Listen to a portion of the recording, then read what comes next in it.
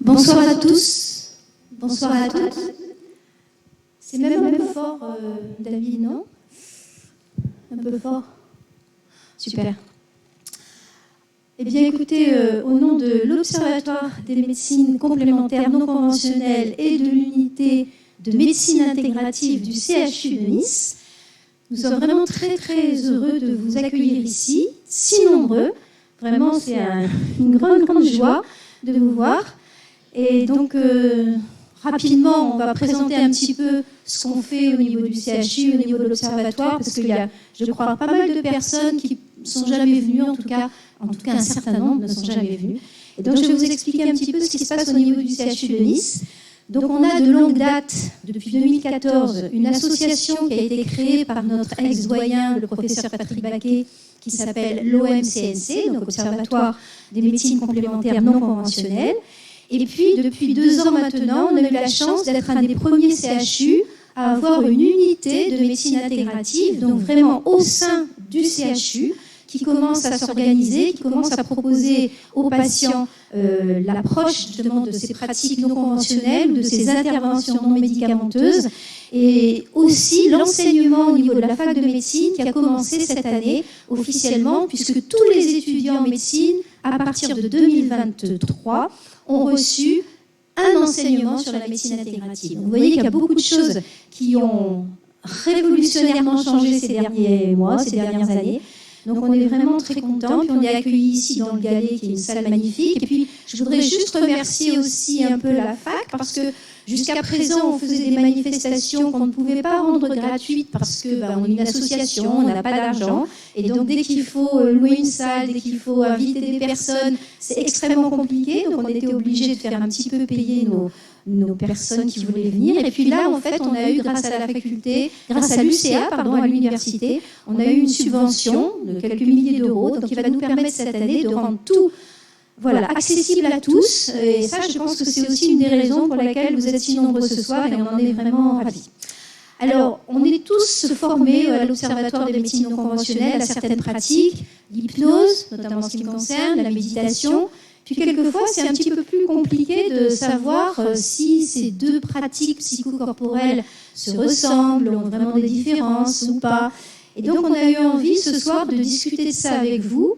Et pour ça, on a demandé à 3 de nos experts de notre groupe de partager cette soirée avec vous. Je ne sais pas si Béa, tu vas présenter ça ou tu veux juste que je cite vos noms.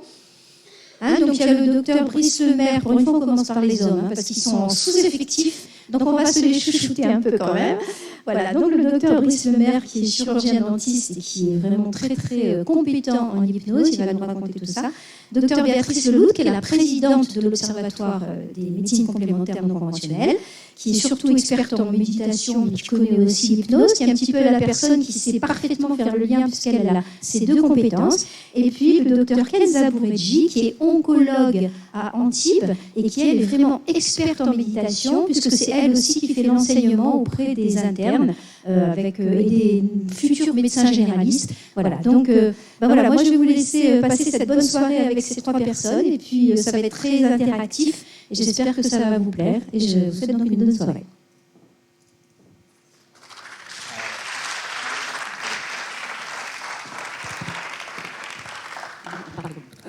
Vous m'entendez? Oui, ça marche. Bonsoir, vraiment bienvenue. Et je me disais que comme on est quand même en tout début d'année, c'est important aussi de vous dire tous nos vœux pour cette année, 2024 et qu'on pourrait se souhaiter tous que ce soit une année justement pleine d'échanges chaleureux et respectueux, de dialogue, de tisser des liens, des ponts dans nos différentes pratiques, aussi dans nos visions de la santé, du monde. On a forcément tous un peu des parcours différents, mais si on peut conserver ça, ça me paraît un beau projet pour l'année. Et voilà, et c'est dans cette optique-là qu'on vous proposait ce soir de découvrir un petit peu plus les ponts qui existent entre donc, l'hypnose et la méditation de pleine conscience, qui sont des pratiques différentes, mais néanmoins avec des points communs, on le verra, des différences, des effets sur la santé, que ce soit en prévention ou après dans les soins. Donc on va explorer tout ça et on a voulu tous les trois que ce soit une soirée vraiment pratico-pratique. C'est pour ça qu'on vous propose des temps de pratique, vraiment, et puis bien sûr avec des petits feedbacks et échanges. Et puis on aura quand même un petit moment où on va vous donner quelques pistes de réflexion plus concrètes. Et voilà, donc on va pouvoir très vite là, démarrer. Ce que je voulais juste également rajouter, c'est qu'on a souvent des fausses idées aussi sur ce que sont ces deux pratiques, où on pourrait avoir tendance peut-être à les opposer. On verra que ça n'a pas vraiment de sens de les opposer, mais ça peut être aussi complémentaire. Et que d'ailleurs, c'est intéressant de dire que quand on est formé à l'une des deux pratiques, il semblerait qu'on ait beaucoup plus de facilité ensuite à entrer dans l'autre. Voilà, ça c'est une petite remarque. Donc d'emblée, je vais passer la parole au docteur Brix-Lemaire qui va faire la pratique. Oui, bonsoir à tout le monde. Donc je suis chirurgien dentiste, je pratique et j'enseigne l'hypnose. Et dans le cadre de cette conférence ce soir, donc, je vais vous proposer qu'on commence de suite par se chauffer et faire un petit exercice d'auto-hypnose. Cet exercice, vous allez pouvoir le faire chez vous, ensuite le reproduire. On va un petit peu parler des types de transes en hypnose, en auto-hypnose, et comprendre qu'il y a deux types de transes, principalement une transe de relaxation et une transe d'activation. Donc là, je vais vous proposer ce soir, pour vous reposer de cette journée, de faire une transe dite de relaxation. Donc c'est une transe qui vise finalement à diminuer et ralentir la psychologie et la physiologie. Alors vous allez tous vous installer confortablement. Vous pouvez poser vos pieds à plat et comme vous avez la chance d'avoir des accoudoirs, vous allez poser votre main droite comme ça, comme si vous disiez « je le jure » sur votre accoudoir. Très bien. Alors ça va être très simple, je vais vous apprendre un mouvement très facile, vous allez faire un levier avec votre main. Voilà, comme ceci, tout le monde y arrive, merveilleux, super. Alors ça va être très simple, donc je vais commencer l'exercice. Quand le bras est en l'air, les paupières restent fermées. Okay. Et quand le bras s'abaisse, vous allez entrouvrir les paupières et vous pensez à la détente, au sommeil, à la relaxation. On commence. Le bras est en haut, les paupières sont fermées et vous baissez le bras, vous entrouvrez les paupières et vous pensez à la détente, à la relaxation. Le bras remonte, les paupières se referment et vous abaissez le bras à nouveau, les paupières s'entrouvent. Le bras remonte, les paupières se referment. Très bien. Et le bras s'abaisse à nouveau. Et vous pensez au sommeil profond. En continuant à tout entendre, le bras se relève. Et vous allez bloquer le poignet, le coude et l'épaule. Le bras va flotter en l'air, rester en l'air un petit instant. Vous allez prendre conscience de tous les bruits autour de vous. Peut-être les bruits de la climatisation, du micro, de ma voix qui vous guide. Et tous ces bruits en arrière-fond vont vous permettre de vous détendre davantage, de vous isoler, comme si vous alliez dans une bulle à l'intérieur de vous. Dans un instant, je vais vous demander, je vais compter jusqu'à 3, et à 3, vous allez pouvoir ouvrir les yeux.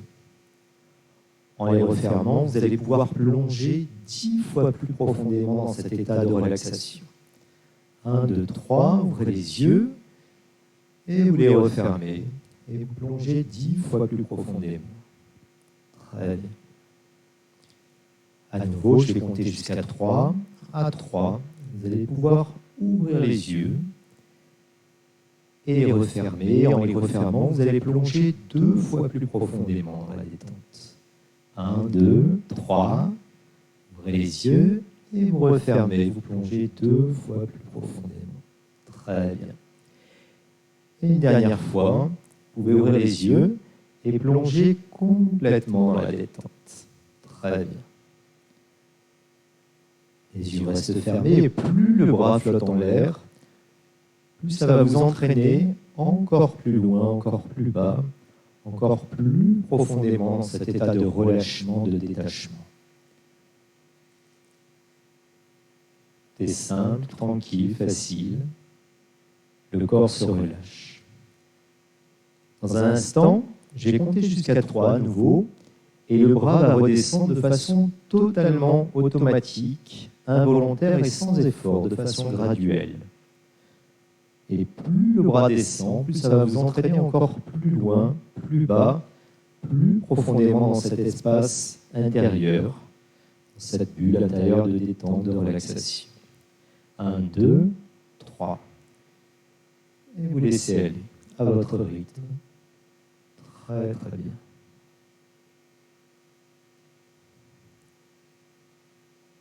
Afin d'approfondir cet état de détente, vous allez focaliser votre attention sur la respiration maintenant. Et sur chaque expiration, de façon graduelle et progressive, vous allez approfondir le détachement, le relâchement. Chaque expiration vous entraîne encore plus loin, plus bas, plus profondément dans la détente. Comme des vagues de relaxation qui partent de la tête et qui vont jusqu'aux pieds. Vous pouvez avoir des sensations de chaleur, de lourdeur ou bien de légèreté. Et tout le corps, tout l'esprit se détendent. Totalement, complètement. Prenez conscience de vos appuis dans le fauteuil et vous laissez aller.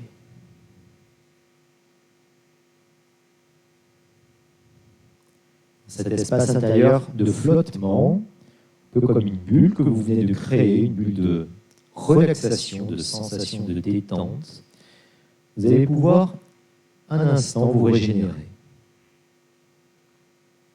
Reprendre de l'énergie.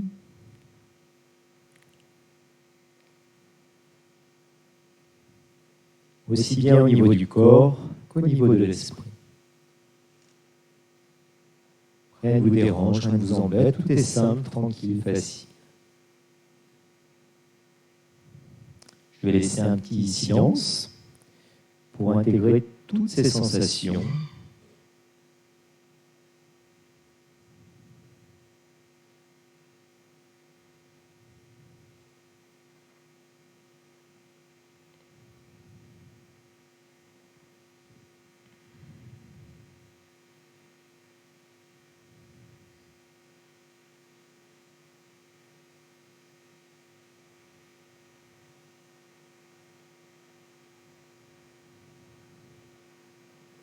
Très bien, dans un instant, je vais compter jusqu'à 3.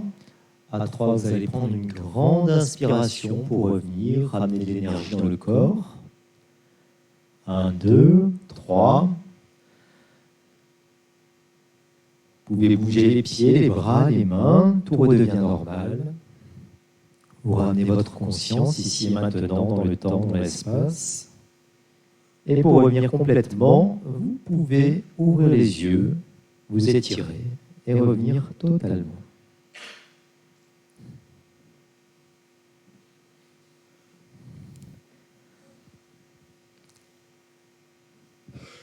Alors, c'est le premier type de transe qu'on appelle donc une transe de relaxation. Il y a plusieurs dénominations selon les écoles. On peut appeler ça aussi une transe stuporeuse, une transe léthargique. Le principe, en fait, c'est de ralentir psychologiquement et physiologiquement le corps. Donc, on va utiliser des techniques qui vont principalement activer, en fait, tous les systèmes de la détente, le système parasympathique. C'est basé sur des méthodes hypnotiques qui ont été beaucoup influencées par les pratiques de relaxologie aussi. Je pense à training autogène de Schultz, à la relaxation dynamique de Jacobson, etc. Et qui sont très intéressantes. C'est un exercice qu'on peut faire très facilement à la maison. Il faut savoir qu'en auto-hypnose, plus on pratique un exercice, plus on a de facilité à aller en transe, d'une part, et d'autre part, plus les effets se font sentir rapidement. Et c'est comme un muscle, en fait, qu'on entraîne. Voilà. Quelles sont les indications de ce type d'exercice? On va l'utiliser principalement pour le stress, l'anxiété, la fatigue, on va dire le manque d'énergie sur le plan psychologique ou physiologique, le burn-out, pour la dépression, il faut faire des transes plus longues. Voilà, il n'y a pas de dimension d'hypnothérapie dans cette transe-là. C'est une transe vraiment léthargique, de ralentissement et de régénération davantage à la fois du corps et de l'esprit. Donc, si vous voulez échanger, partager, ou si vous avez quelques questions par rapport à cet exercice. Oui, il y a peut-être des remarques ou des réactions à ce qui a été vécu.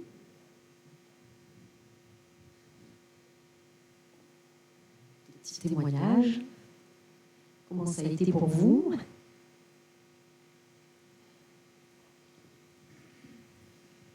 Bonsoir. Déjà, merci pour cet exercice. Je pense que mon bras est resté en l'air. Donc, voilà, qu'est-ce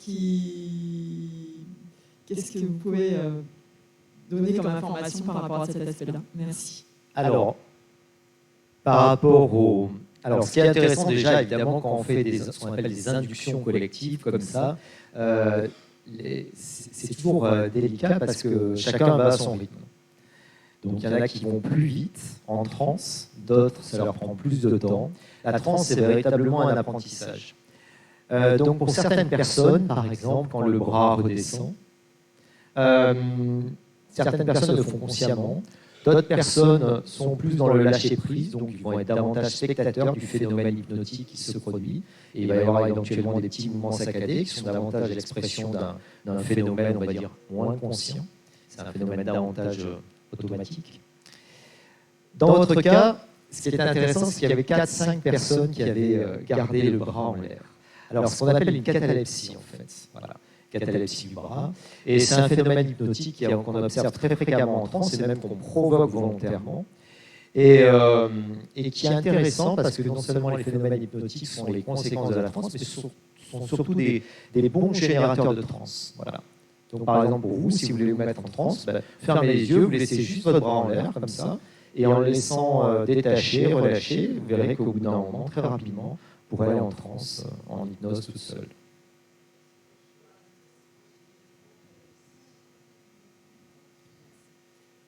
Je peux rajouter qu'en période, je suis plutôt hypnotisable et j'ai déjà été mis en catalepsie entre deux chaises. Voilà, donc, ok, d'accord, merci. C'est le même principe, hein. Oui, oui. Est-ce qu'il y a quelqu'un d'autre?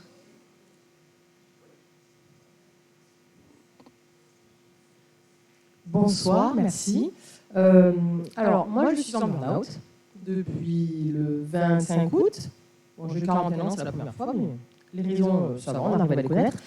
Je me demandais, ce genre de transe, donc on est d'accord, on dit de relaxation, est-ce que ça nous demande pas aussi beaucoup d'énergie? Vous voyez ce que je veux dire? Enfin, c'est pas évident, j'arrive pas à le dire comme il faut. Est-ce que ça ne nous demande pas trop d'énergie? Je sais que c'est fait pour la relaxation, mais est-ce que, si moi je le pratique ce genre de transe, pardon, c'est ça. Oui. Est-ce que c'est conseillé à quelle période d'icité, par exemple, pour pas trop demander d'énergie à un corps qui est déjà épuisé, en fait? D'accord, c'est une très très bonne question. Alors, on pourra parler ensuite de l'auto-hypnose. L'auto-hypnose, le principe, c'est en fait souvent, c'est une pratique, on va dire, il y a plusieurs niveaux dans l'auto-hypnose. Il y a vraiment une auto-hypnose formelle, telle qu'on l'a fait maintenant. Après, il y a une auto-hypnose qui est plus informelle, qui est plus un rappel à soi, qui se rapproche davantage de pratiques, on va dire, plus méditatives au quotidien. Mais l'auto-hypnose, comme un exercice formel comme ça, il faut en faire pas longtemps, c'est-à-dire des transes courtes, un quart d'heure, 20 minutes, voilà, premièrement, assez régulièrement. Mais il ne faut pas que ça soit ni une discipline ni une contrainte. Il faut que ça reste un plaisir, du lâcher prise. Et comme les pratiques méditatives, il ne faut pas que ça soit une corvée ou quelque chose à laquelle on s'astreint. Donc plutôt, on va dire, je ne sais pas, moi j'en fais 2-3 fois par semaine, un quart d'heure, 10 minutes, voilà. Après, il y a des cas où cette transe-là, léthargique, elle est intéressante dans les cas, par exemple, de burn-out. Pourquoi ? Parce que en fait, là on a fait quoi, 5 minutes. Mais en fait, une véritable transe léthargique, ça s'établit en 3 quarts d'heure. Voilà. Donc on obtient des niveaux de transe beaucoup plus profonds dans lesquels on débranche véritablement les fils du corps et de l'esprit. Et ça se rapproche de pratiques anciennes de transe ancestrale qui étaient pratiquées dans ce qu'on appelait les temples du sommeil. On mettait les gens en transe de façon très prolongée. Et de façon prolongée, c'était plusieurs semaines. Voilà. Et le corps et l'esprit, comme ça, ont des capacités de régénération, tout simplement parce qu'en fait, comme on a, entre guillemets, débranché toutes les influences extérieures et aussi internes, le système, on va dire, biologique, au niveau du corps et de l'esprit, se remet en route. Donc là, dans ces cas-là, c'est des indications de transe de 2 fois par semaine qui vont être longues, de 3 heures, 3-4 heures. Ouais. C'est très spécifique. Hein. Autrement, en temps normal, pour de l'auto-hypnose comme ça d'entretien, c'est quand on a un coup de mou, quand on se sent fatigué, etc. Et il faut savoir que l'auto-hypnose, c'est davantage dans le lâcher-prise, donc ça ne doit absolument pas nécessiter un effort. Parce que si on est dans l'effort, on est dans le conscient. Et en fait, l'idée, ça va être justement de passer d'un mode de fonctionnement conscient à un mode de fonctionnement subconscient, donc qui est beaucoup plus dans l'automatisme, la volontarité et surtout l'absence d'effort.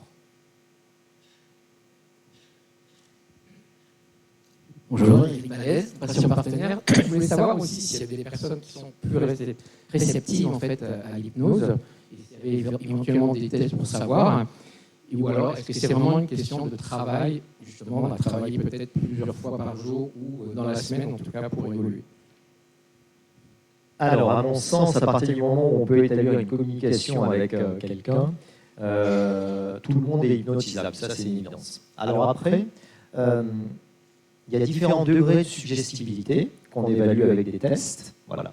Il faut savoir que grosso modo, pour quelqu'un qui n'a jamais fait d'hypnose, on va se retrouver à peu près dans, on va dire, 20-60-20, c'est-à-dire 20% de personnes très très hypnotisables. Ce sont ceux qui sont sélectionnés, par exemple, en hypnose de spectacle. Voilà, parce qu'eux vont dans des transes hallucinatoires quasi instantanément.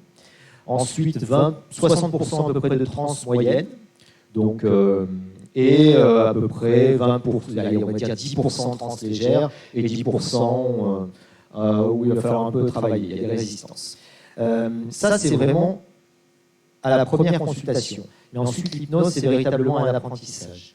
Et en fait, au plus on fait de la transe, au plus on apprend à développer en fait cet apprentissage. Donc très rapidement, on se retrouve dans les sujets qui sont ce qu'on appelle high, c'est-à-dire les hauts suggestibles, et on peut très rapidement aller dans des transes somnambuliques au bout de, je sais pas, 2-3 séances. Ouais, ouais. Mais c'est une capacité qu'a le cerveau, mais certains sont plus doués que d'autres. Alors ça a été bien étudié. C'est une question d'âge, c'est aussi une question de milieu, c'est une question de prédisposition. Mais pour tout le monde, en tout cas, on peut s'entraîner et développer cette capacité-là. Alors, juste une dernière question. pour qu'on ne prenne pas de retard par rapport au déroulé de la conférence. Bonsoir, merci de votre intervention. Est-ce qu'on peut considérer que c'est une modification des états de conscience? C'est ma première question.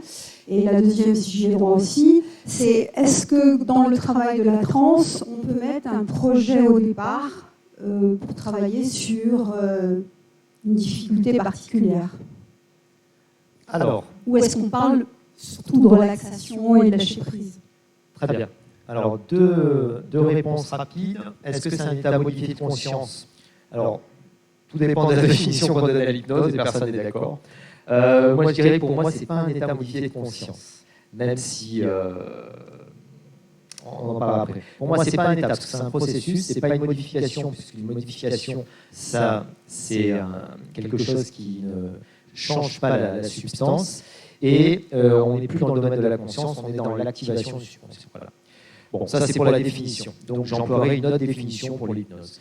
Deuxièmement, l'auto-hypnose, elle est toujours à visée thérapeutique. Voilà.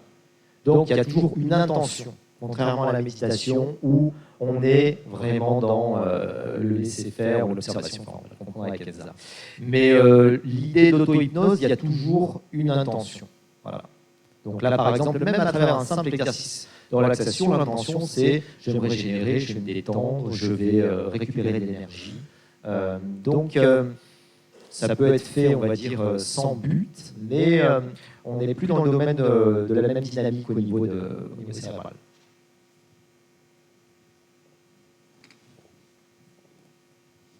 On va continuer, vous inquiétez pas, on y reviendra quand même après dans la pratique.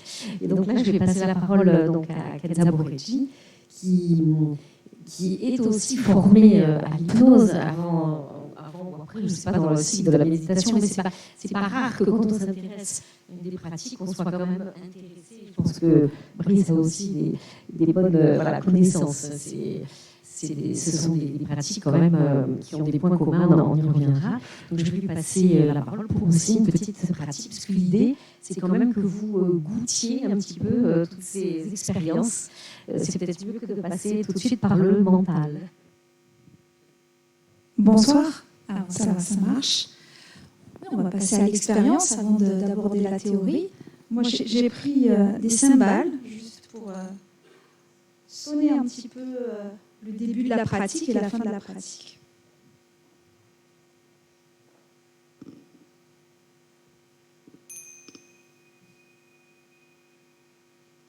Je vous propose de décroiser les jambes, de vous remettre dans une posture confortable, de vraiment relever le dos, décoller le dos du siège si c'est possible. Posez les mains là où c'est le plus facile pour vous. Et peut-être fermer les yeux, si c'est OK. On peut aussi les laisser entrouverts. Et juste là, de prendre quelques instants pour sentir comment ça va, là, maintenant.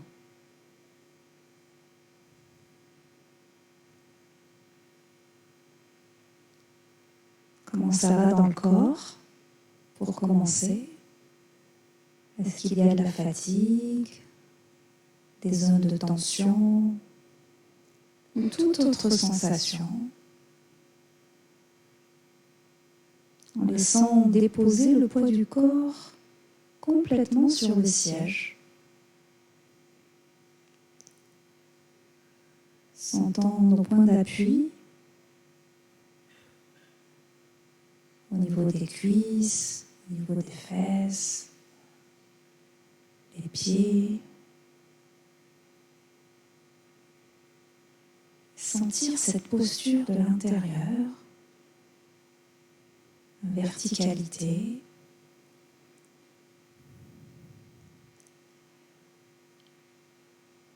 Puis d'aller aussi explorer comment ça va dans la tête. Est-ce qu'il y a des pensées? Est-ce qu'il y a une certaine agitation, des préoccupations? Juste constater sans rien changer. Et Et peut-être qu'il y a des émotions aussi qui sont là. De la peur, de la honte, toute autre émotion, de l'accueillir telle qu'elle est.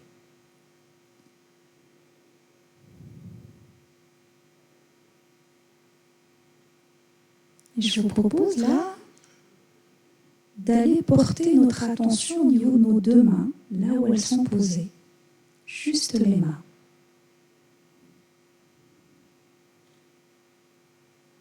Particulièrement au niveau de la paume des deux mains.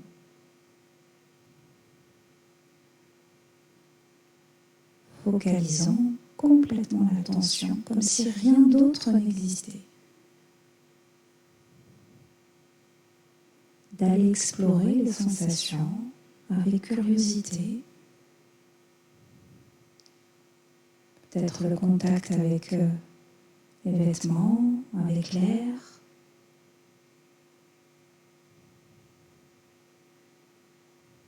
Sensation de chaleur ou pas.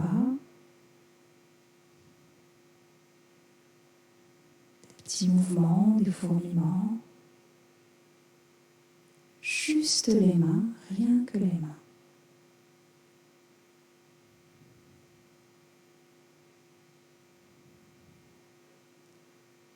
Et peut-être que votre attention s'échappe, attirée par des sons, par des bruits, ou par vos propres pensées, des commentaires, des questionnements, des critiques intérieures. Et c'est tout à fait normal. Sans jugement, vous allez ramener l'attention à nouveau sur la sensation des mains.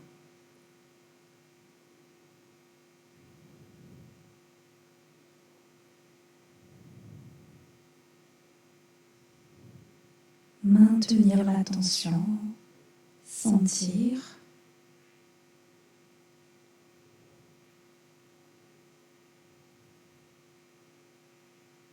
Et puis peut-être encore une fois, tiens, une pensée qui apparaît. Je le réalise et je ramène mon attention encore et encore.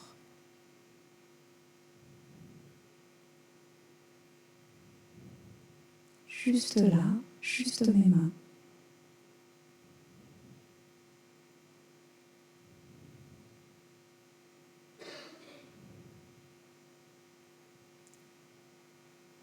Je peux ainsi alterner entre des moments de présence à mes mains et des moments de distraction. Et c'est OK.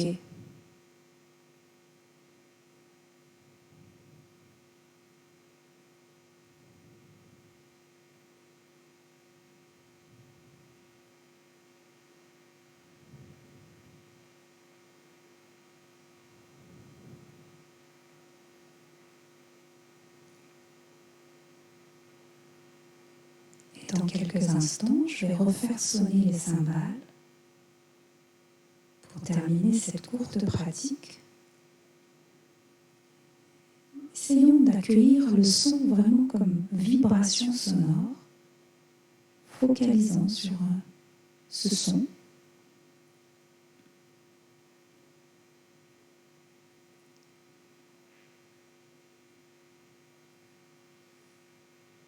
Et essayons de rester présents à notre corps, même lorsque nous allons échanger tout à l'heure.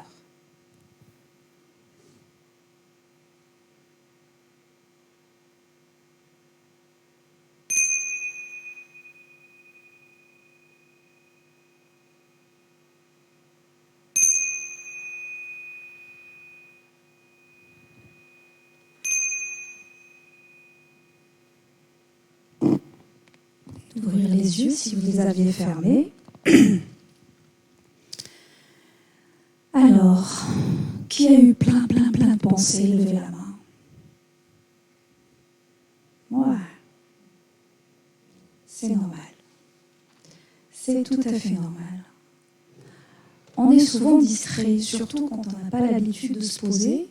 On est assailli de plein de commentaires, une constellation de flots de pensées. Et la faculté d'être attentif, c'est une compétence qui s'acquiert.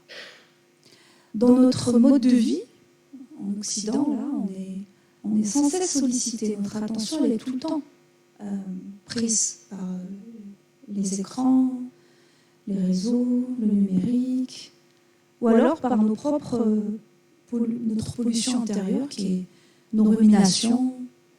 On est sans cesse en train d'anticiper l'avenir ou d'être nostalgique par rapport au passé. Et notre esprit vagabonde. Donc ce mode de fonctionnement de rêvasserie ou de distraction, c'est ce qu'on appelle le réseau par défaut au niveau d'imagerie cérébrale, on en parlera tout à l'heure. Et plus notre esprit vagabonde, plus on est malheureux. Moins on est présent à notre vie, moins on habite notre corps, et plus on est dans une espèce de virtualité, on se crée des scénarios.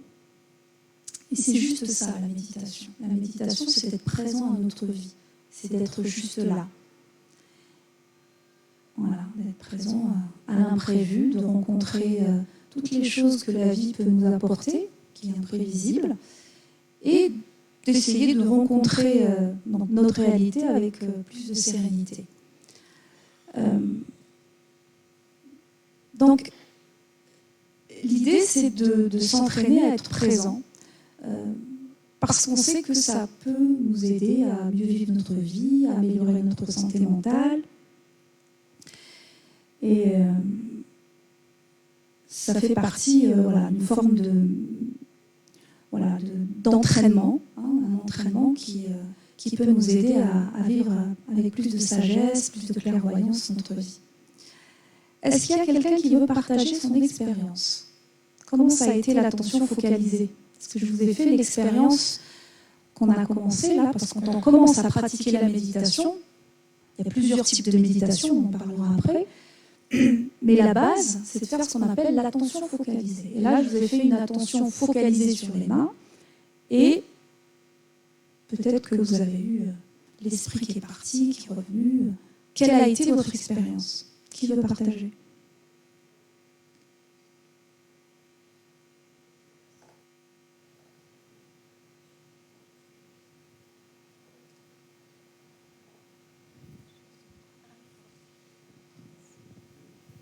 Bonsoir. Bonsoir. Et au départ, j'ai mis les mains sur les cuisses, enfin le bout des mains, des doigts. Je n'avais pas les paumes sur les... Micro. Je n'avais pas les paumes sur les cuisses, mais juste le bout des doigts. Donc c'était un peu gênant par rapport à la... Je disais, il faut que je mette les mains à plat sur les...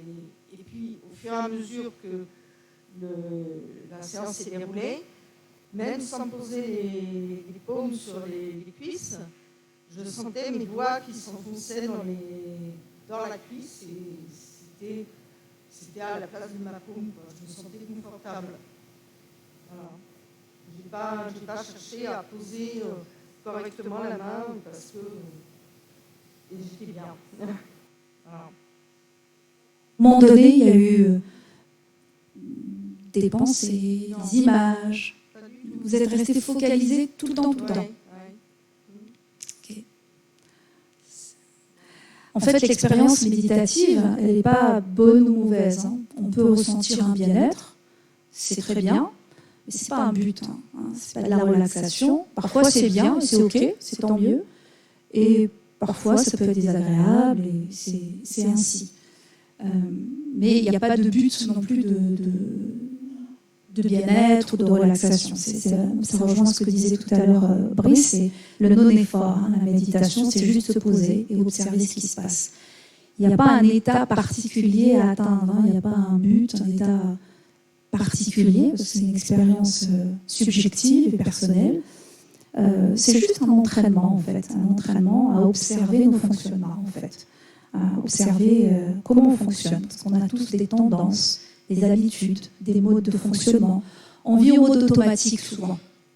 Et l'idée, quand on se pose, on observe, tiens, je me suis jugée, mais j'aurais dû mettre les mains comme ça, si je peux me permettre voilà, on a des tendances, mais j'aurais pu faire ça. Il y a des commentaires qui se greffent à l'expérience.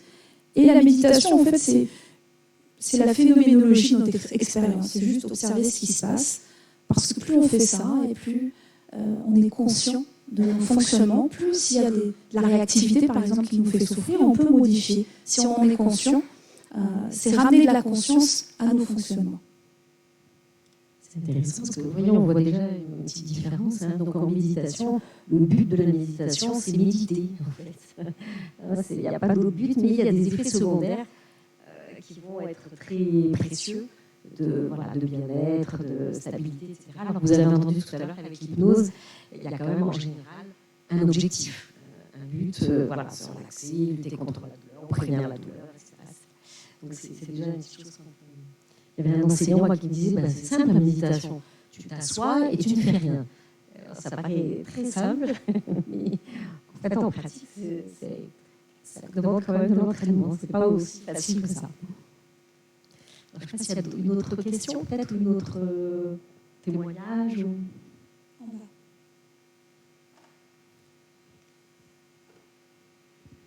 Non, moi, c'est pour surtout dire que c'est vrai que moi, je me ruminais beaucoup. Effectivement, j'avais énormément de pensées. Et je pense qu'il m'a facilité aussi les choses, c'est que je le faisais après, en fait, de l'activité physique. Ça m'a énormément aidé, parce que je pense que j'étais plus à même, en fait, à se relâcher. Donc, j'ai trouvé que c'était quand même quelque chose aussi qui m'a aidé, en tout cas, dans la méditation. Tout à fait, ça rejoint la méditation. La méditation est avant tout une pratique corporelle. Parce que revenir au corps, ça nous permet de prendre de la distance vis-à-vis du mental qui rumine, qui envoie des pensées sans arrêt, etc.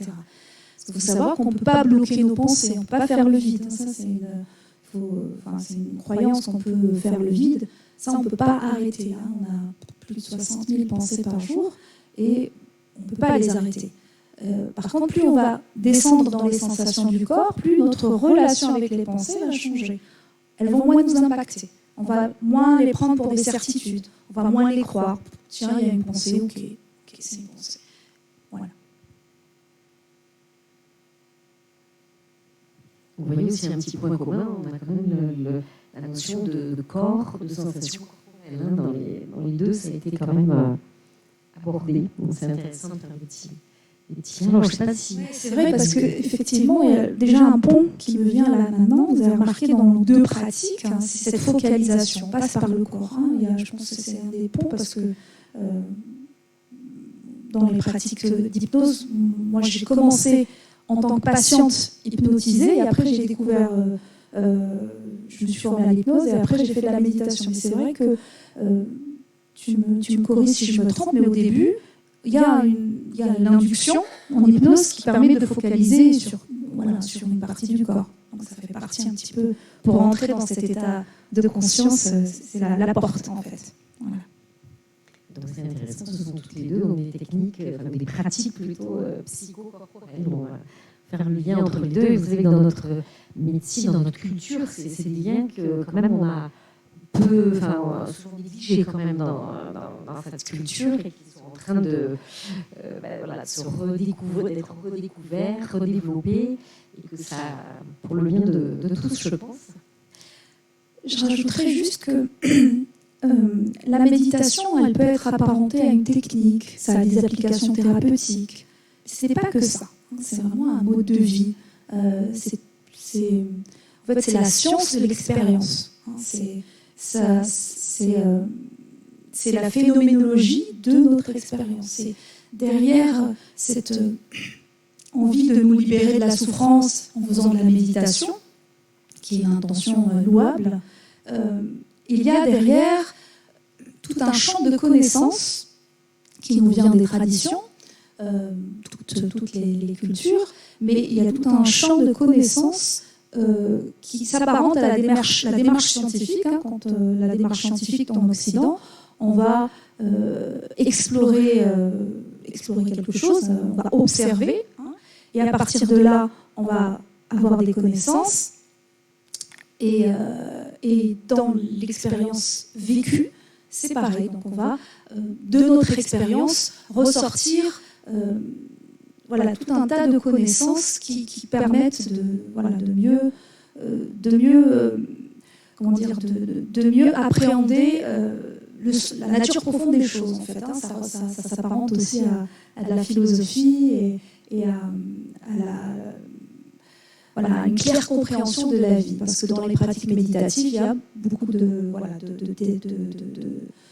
d'autres pratiques, la conscience ouverte, la méditation en marche, et puis différentes pratiques de différentes cultures. D'autres cultures qui utilisent les mantras, ça aussi c'est une façon de focaliser un petit peu, etc. Alors moi j'avais une question à vous poser à tous les deux, mais alors d'où viennent ces deux pratiques, c'est-à-dire l'hypnose sur un plan historique? Qu'est-ce que tu peux dire en quelques mots? Alors, en quelques mots, ça sera un petit peu difficile. Par définition, l'hypnose, c'est une transe à visée thérapeutique. Donc la transe, ça existe depuis les débuts de l'humanité, on va dire, depuis les débuts de la conscience humaine. L'hypnose, si on doit la définir dans l'acceptation qu'on en a actuellement, on va dire qu'elle émerge à partir du XVIIIe siècle, avec un fameux Franz Anton Mesmer, qui n'a rien à voir avec le Mesmer qu'on connaît de nos jours en hypnose de spectacle. Et puis après, elle gagne ses lettres de noblesse au XIXe, avec son entrée au niveau médical à travers l'hypnose anglo-saxonne, Braid, Elliotson, SD. Il faut savoir que l'hypnose, elle a été enseignée en France dans les facultés. Il y a eu un siècle d'or vraiment et un âge d'or de l'hypnose à la fin du XIXe siècle. C'était enseigné à Paris avec Charcot, l'école de Paris, à Nancy avec l'école de Bernheim, de Liébaud. Et comme on parle davantage d'auto-hypnose ce soir, en fait, le père, l'inventeur de l'auto-hypnose, parce qu'avant on ne faisait pas d'auto-hypnose, on le connaît tous bien, c'est Émile Coué. Tout le monde connaît la méthode Coué. Je vais bien, tout va bien, etc. En fait, c'est pas du tout ça, Émile Coué. C'est beaucoup plus subtil que ça. C'est quelqu'un qui vient de cette fameuse école de Nancy, qui était pharmacien de son état, qui a développé tout un tas de stratégies. Vous pouvez trouver son petit ouvrage sur Internet, c'est libre d'accès, et qui était beaucoup plus subtil que ça, parce que ça venait vraiment de l'hypnose. Donc il faisait des tests, on parlait de tests de suggestibilité. Il a découvert aussi les vertus et les effets du placebo. Et c'est lui qui, le premier, a eu cette notion, on va dire, de définir en fait une hygiène de vie, je dirais, en fait, un chemin de vie qui permettait aux personnes comme ça d'aller mieux au niveau du corps et de leur esprit. Et toutes les règles ensuite qu'a énoncées, ce qu'on appelle les règles de l'esprit d'Émile Coué, elles sont toujours valables. Alors, on parlerait maintenant davantage de conscience, de subconscient, lui parler de raison et d'imagination. Mais vous pouvez vous replonger là-dedans, c'est un très bon ouvrage. Voilà. L'hypnose et l'auto-hypnose, c'est vraiment la dimension thérapeutique de la transe et c'est vraiment l'approche de l'Occident. Je pense que c'est peut-être ça qui différencie aussi l'hypnose des pratiques méditatives qui ont plus un ancrage et des traditions orientales. Oui, c'est vrai que dans le monde médical, il y a eu aussi pas mal de réticences à cause de cette image de l'hypnose, on disait tout à l'heure, de foire, ça qui a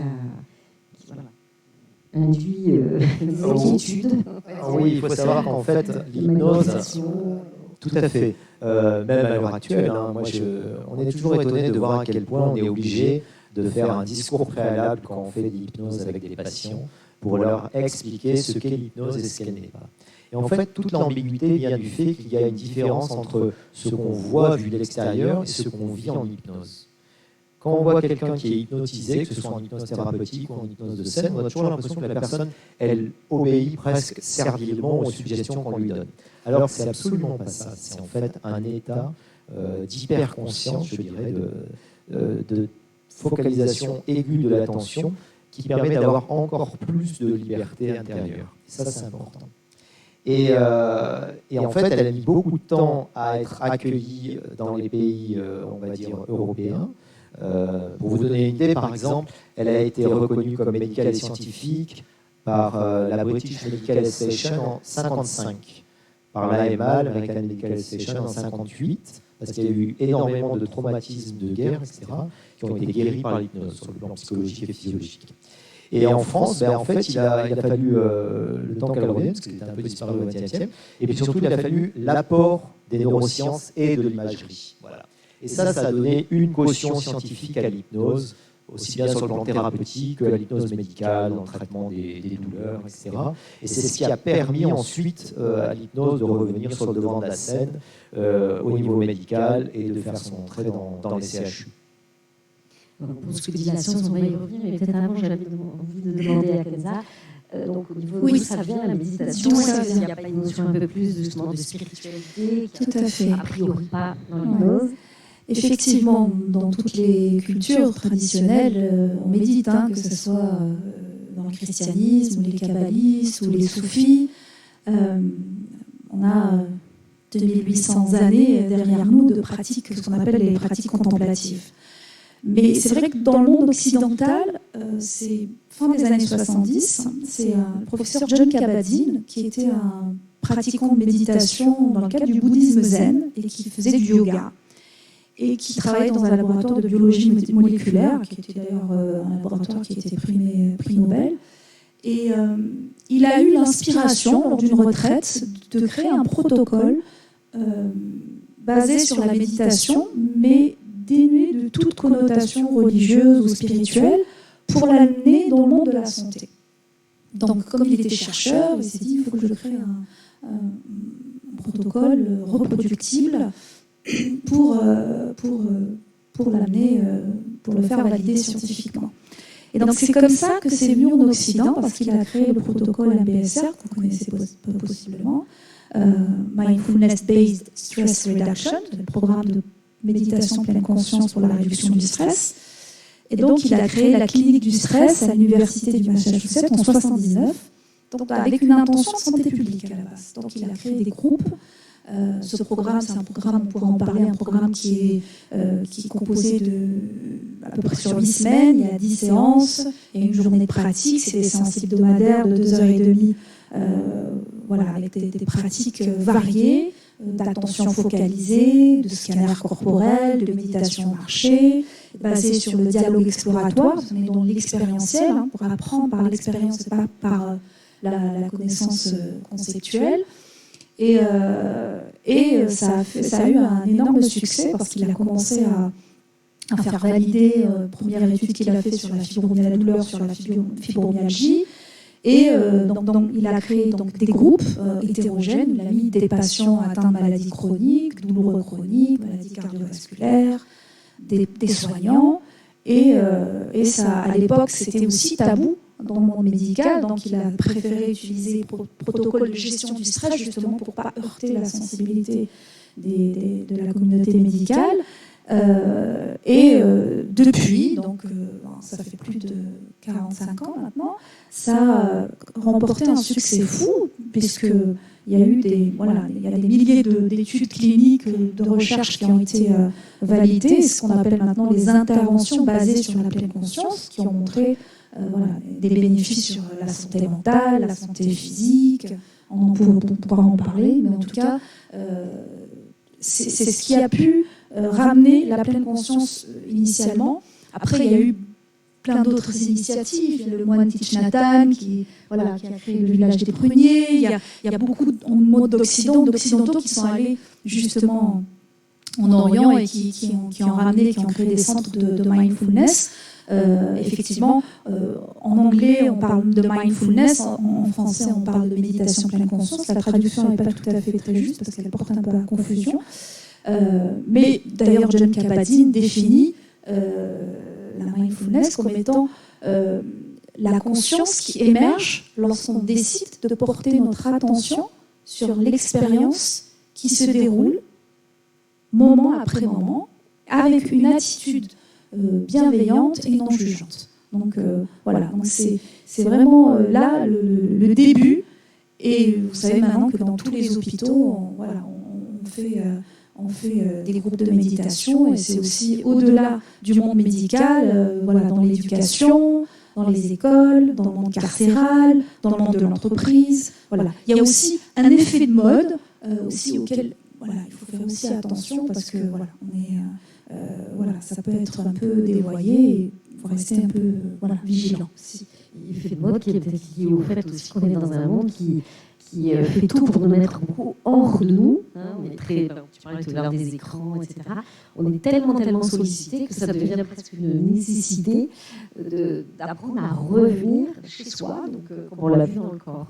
Et donc c'est bien parce que ça fait le lien. On voulait vous dire quand même un petit mot sur l'aspect scientifique avant de refaire un peu de pratique, puisque voilà, petit à petit l'hypnose et la méditation ont acquis, on dirait, leur lettre de noblesse pour rentrer dans le soin, dans les cabinets dentaires, à l'hôpital, en cancérologie, et puis comme vraiment des pratiques très soutenantes et aidantes.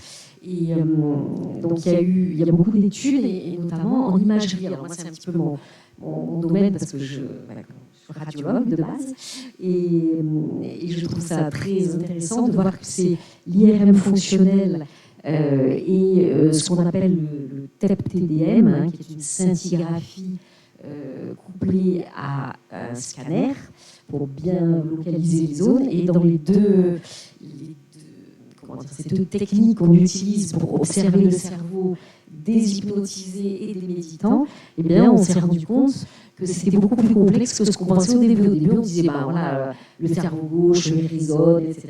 Et puis le cerveau droit, c'est l'intuition, etc. En fait, c'est beaucoup plus complexe que ça. Il y a des réseaux de communication très complexes. Et donc, il va y avoir des zones qui vont, entre guillemets, s'allumer grâce à ces techniques, on va voir, alors qu'ils ne sont pas les mêmes dans les deux techniques d'hypnose et de méditation, mais qui vont nous montrer les zones qui sont concernées, qui sont avec une augmentation du débit cérébral, de l'oxygénation, et qu'on va voir donc s'allumer sur les images des cerveaux. Et donc ça a été très intéressant, et également d'autres études qui Kenza complétera, mais qui ont montré qu'il y avait vraiment des effets, notamment par la méditation, mais peut-être en hypnose, d'action jusqu'à notre ADN, hein, puisque la méditation pratiquée au long cours va ralentir la dégradation de nos chromosomes, et puis va diminuer l'état d'inflammation du corps, etc. Donc il y a des milliers d'études qui sortent sur tout ça, et qui confortent, enfin, en tout cas, commencent à rassurer le monde médical. Je ne sais pas ce que vous pouvez rajouter l'un et l'autre sur l'imagerie en hypnose. Ouais. Alors effectivement, depuis une vingtaine d'années, grâce à l'avènement de l'imagerie fonctionnelle cérébrale, l'IRM fonctionnelle, au-delà des pratiques hypnose ou méditation, on s'est rendu compte que le cerveau, il y a une neuroplasticité qui est très très importante, et on a pu, grâce à ces appareils, de pouvoir observer le cerveau pendant qu'il fait une tâche. Et on a commencé par étudier, par exemple, certains experts, par exemple les musiciens, les chauffeurs taxis, et on a pu voir qu'il y avait des corrélats neuronaux entre certaines fonctions, et que certaines régions du cerveau avaient s'allumaient davantage au fur et à mesure que l'expérience s'accentuait. Par exemple, les chauffeurs taxi londoniens, je donne cet exemple, qui avaient cette capacité à s'orienter, à trouver n'importe quelle adresse. Ils avaient une zone dans l'hippocampe destinée à la mémoire spatiale, et plus ils acquérissaient de l'expérience, et plus cette zone s'allumait davantage. Donc on s'est un petit peu calqué dans la recherche sur ces experts, les musiciens qui faisaient des gammes de piano, etc. Et la différence avec la méditation, c'est que en fait, dans ce genre d'expérience, c'est plutôt des activités un peu motrices. Et la méditation, on est assis, on ne fait rien. Il se passe beaucoup de choses dans le cerveau. Donc, au début, je disais, il y avait un effet de mode. Donc, il y a une vingtaine d'années, il y a eu des études, notamment par exemple Richard Davidson aux États-Unis. Ils ont démontré qu'il y avait jusqu'à un changement structurel du cerveau au bout de 8 semaines. Donc, c'était assez spectaculaire. On est revenu un petit peu sur ça. Il se passe beaucoup de choses, ça c'est sûr, mais pour modifier de façon structurelle le cerveau, il faut une pratique beaucoup plus longue. Il y a une méta-analyse qui est sortie l'année dernière, 2022.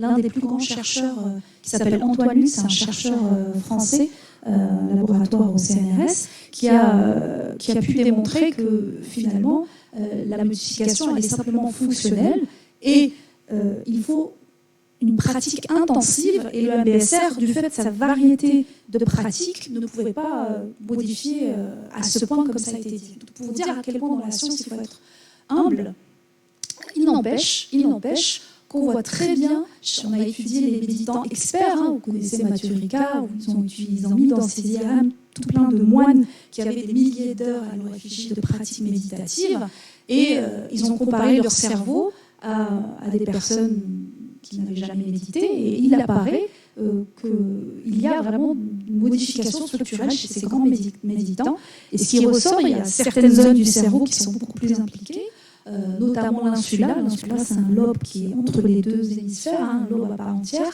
qui est impliqué dans la conscience interne de nous-mêmes.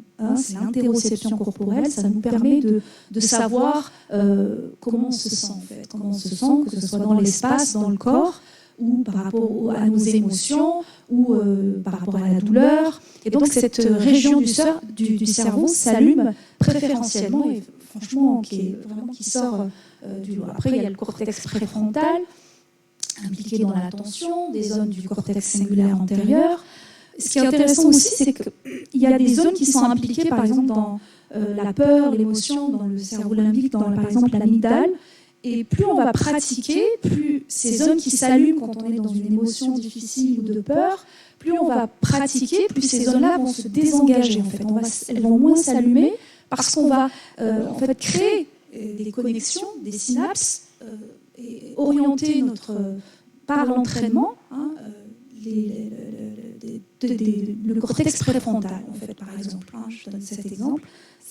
Voilà. Donc, pour vous dire que c'est un apprentissage et c'est, à force de faire, il y a vraiment une modification du moins fonctionnelle et peut-être structurelle. Pour ce qui est de l'hypnose, par exemple, ce qui me vient, c'est quand on est dans une métaphore hypnotique, on est dans l'imaginaire, ce qu'ils ont pu observer, c'est si une personne va observer quelque chose dans son imaginaire, dans son expérience hypnotique, c'est le cortex visuel qui va vraiment, comme si elle le voyait vraiment de vrai.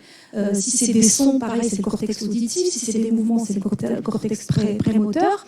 Je pense à une étude un peu incroyable où, je pense, en hypnose, on a suggéré à une personne de regarder des images en noir et blanc. Et effectivement, dans son cerveau, on lui montrait une image en couleur et il les voyait noir et blanc. Donc c'est ce que j'ai pu... C'est assez incroyable tous ces effets sur le cerveau. Et vous l'avez compris, on n'a pas encore... Tous les secrets n'ont pas été encore décodés. Ça continue. C'est assez passionnant de suivre cette actualité-là. Et donc, Brice, dans les effets biologiques mesurables... Alors... oui, je vous rejoins entièrement, c'est-à-dire, je pense que le cerveau, c'est vraiment le grand continent à explorer pour le XXIe siècle, voire au-delà. L'hypnose expérimentale, elle a plus d'un siècle d'existence. Au début, on a fait beaucoup d'hypnose expérimentale pour essayer de comprendre ce qu'était l'hypnose, tout simplement. Et il y a eu tout un tas de théories avec les moyens du bord à l'époque. On avait d'abord des enregistrements, on va dire, purement cardiaques, et puis après respiratoires. Ça, c'était un peu l'époque russe de Pavlov. Et puis après, on est passé à des ondes cérébrales, puis après, on est passé à l'imagerie cérébrale, évidemment. Ce qui est intéressant de comprendre, au-delà des milliers d'études qui ont été publiées, en hypnose, il y a énormément d'études, principalement sur la douleur. Voilà. Moi, c'est le domaine qui me fascine le plus, c'est la capacité, je crois que c'est ce qu'il faut retenir d'un point de vue neuroscientifique, que nos pensées peuvent agir sur notre corps. Ça, c'est quelque chose qui paraissait mystérieux dans les années 50, parce qu'on ne comprenait pas comment les soldats, par exemple, manifestaient des troubles post-traumatiques, etc. Et on s'est rendu compte, en fait, que on a découvert à la fois les systèmes hormonaux, c'est assez récent, finalement l'influence des hormones sur le corps. Et les hormones, elles sont produites par les glandes qui sont principalement situées dans le cerveau. Et après, on a découvert aussi les systèmes sympathiques, le système du stress, le système de la relaxation, etc. Et on a vu véritablement que le mental et l'activité mentale avaient un effet sur le corps. Et c'est ce qu'on a appelé la mind-body connection, c'est-à-dire comment, avec des pratiques psychocorporelles, on pouvait influencer le comportement du corps, dans les deux sens, aussi bien descendant qu'ascendant, c'est-à-dire descendant, pouvoir de façon négative stresser un individu, au contraire de façon positive le détendre, et en même temps de façon ascendante, comment on pouvait influer par exemple sur les schémas de la douleur. Comment on pouvait accéder aussi en hypnose aux fonctions automatiques, aux fonctions vasculaires, salivaires, immunitaires, etc. Donc il y a eu beaucoup d'expérimentations qui ont été faites dans ce domaine-là, mais je crois que ce qu'il faut retenir, c'est que finalement, le langage il a un pouvoir créateur. C'est-à-dire aussi bien le dialogue extérieur qu'on reçoit toute la journée, que le dialogue intérieur. Et ça, c'est peut-être le plus important dans la méditation, c'est ce dialogue intérieur. Et ça a un effet à la fois, évidemment, psychologique, mais surtout physiologique même. Et ça, la science l'a très très bien démontré. Donc, c'est pour ça que ces pratiques psychocorporelles, que ce soit l'auto-hypnose ou la méditation aussi, c'est des pratiques, entre guillemets, d'hygiène de vie, mais d'hygiène de vie du corps et de l'esprit, pour être autorégulatif, c'est-à-dire apprendre à gérer soi-même ses émotions, ses comportements, voire même de la symptomatologie, on va dire qu'on appellerait physique ou psychosomatique. Et c'est là où elle me semble avoir vraiment un champ d'action très largement sous-estimé à l'heure actuelle. C'est intéressant parce que ce dialogue intérieur dont tu parlais, je pense que là, qu'on a beaucoup alimenté un peu le mental, c'est bien, je pense que là, vous devez être en pleine réflexion sur ce que vous avez entendu. Et donc, je peux rajouter quelque chose sur la douleur. Intéressant. La douleur, c'est une expérience multiple, parce que multidimensionnelle. Moi, j'aime bien dire que c'est le mal aux deux flèches. La première flèche, c'est la sensation, qu'on peut quantifier, c'est l'expérience sensorielle. Et par-dessus, la deuxième flèche, c'est la réaction psychologique. C'est sur ça que peut jouer la méditation ou l'hypnose. Il y a eu beaucoup d'expériences au niveau cérébral pour justement objectiver cette décomposition, découplage de l'expérience douloureuse entre la douleur physique et la douleur émotionnelle. Et donc la méditation aussi a apporté son bénéfice sur la gestion de la douleur. Donc il y a eu beaucoup d'études sur ça, je ne vais pas m'étaler. Mais ce que je trouve intéressant pour vous, pour faire le lien entre les deux, c'est qu'en méditation, on essaye d'accueillir le désagréable. On travaille pour accueillir la douleur, pour lui offrir l'espace dans l'expérience.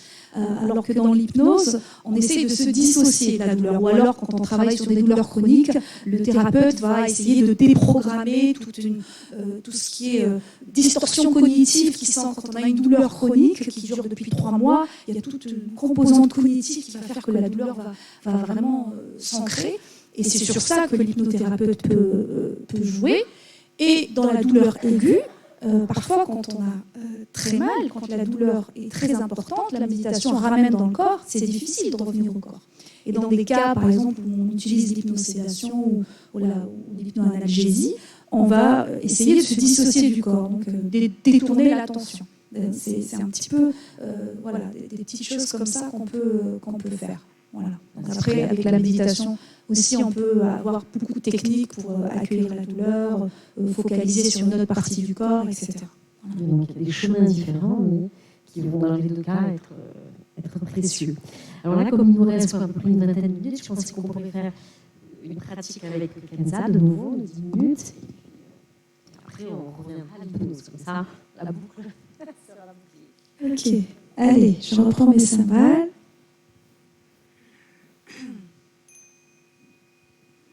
Allez, je vous propose de retrouver la posture, retrouver cette assise verticale, cet alignement du corps, avec juste l'intention d'être présent à nous-mêmes. Laissez les paupières se fermer si c'est plus facile. Et puis juste là, d'aller rencontrer notre respiration telle qu'elle est.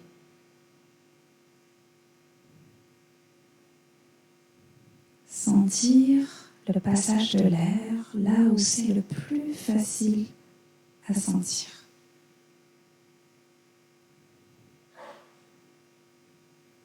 Sentir ce doux passage de l'air qui rentre et qui sort.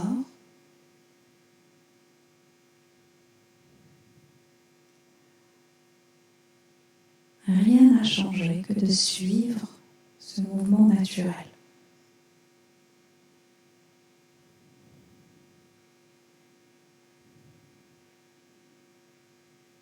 Avec curiosité, sentir la température qui peut changer entre l'air qui rentre et l'air qui sort.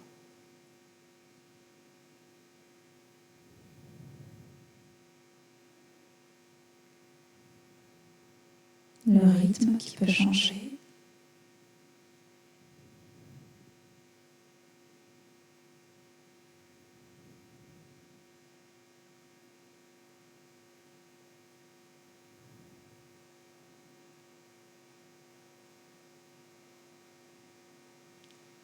Respiration après respiration.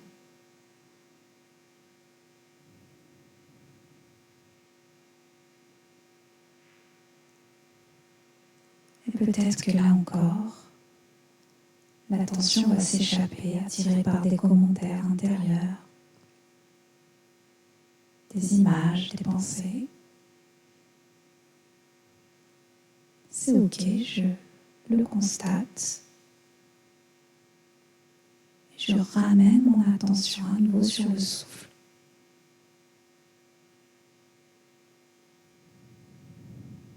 Sentir,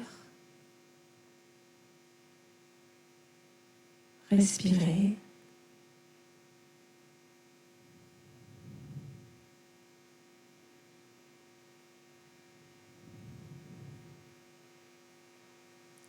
Rien n'a changé, rien n'a modifié, juste être avec, tel que c'est.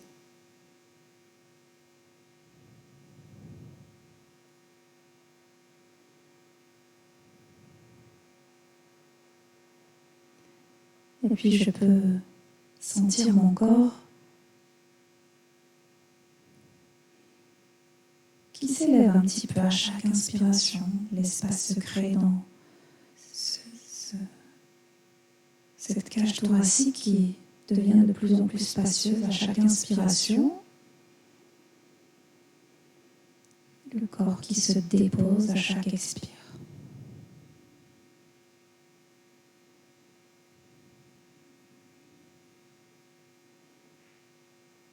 Mouvement d'élévation et peut-être un certain lâcher-prise.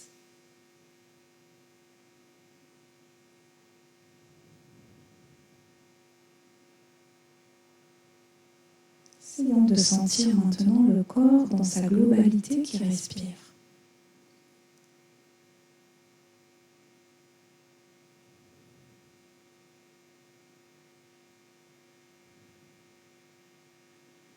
De la tête aux pieds, aux mains.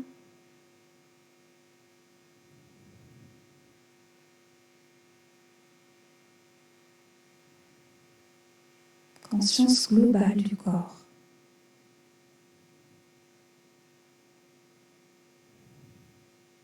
Englobant toutes les parties. Peut-être certaines parties relâchées, d'autres tendues.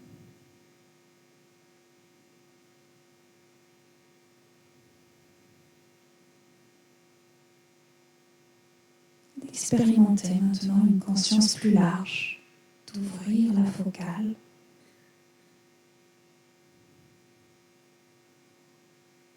En sentant de l'intérieur tout son corps.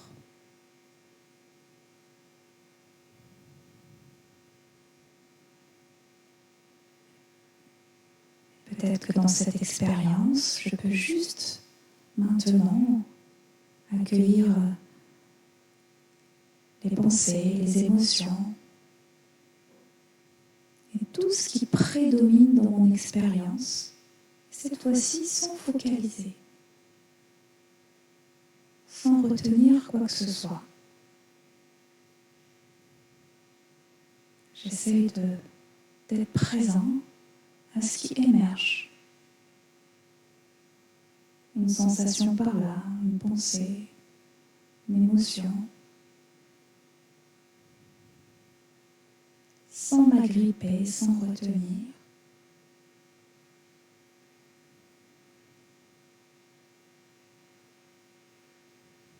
une présence spacieuse, non réactive.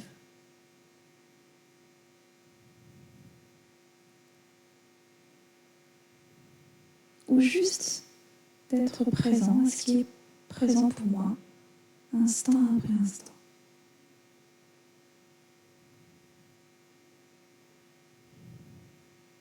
Rien à faire que d'accueillir.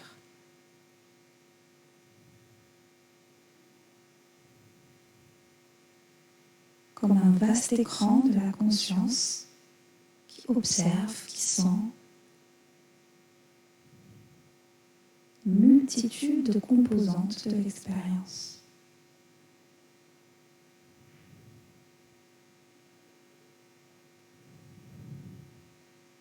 Les sons, les impressions visuelles derrière les paupières,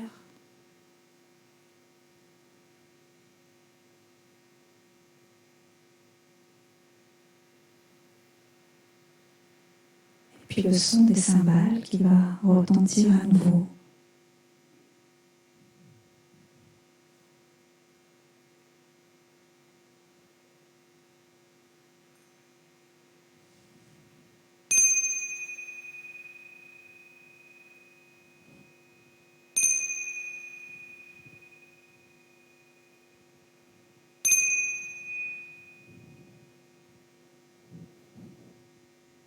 Ouvrir les yeux et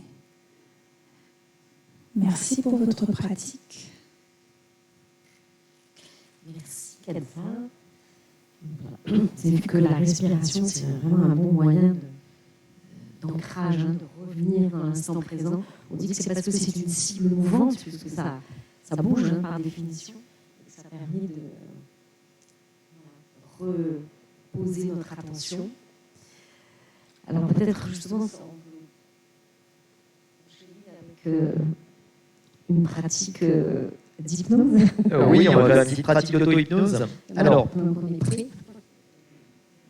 je vais vous proposer autre chose pour vous faire expérimenter, comme disait Béatrice, une autre type de transe qui est en fait, à mon sens, la transe hypnotique véritable.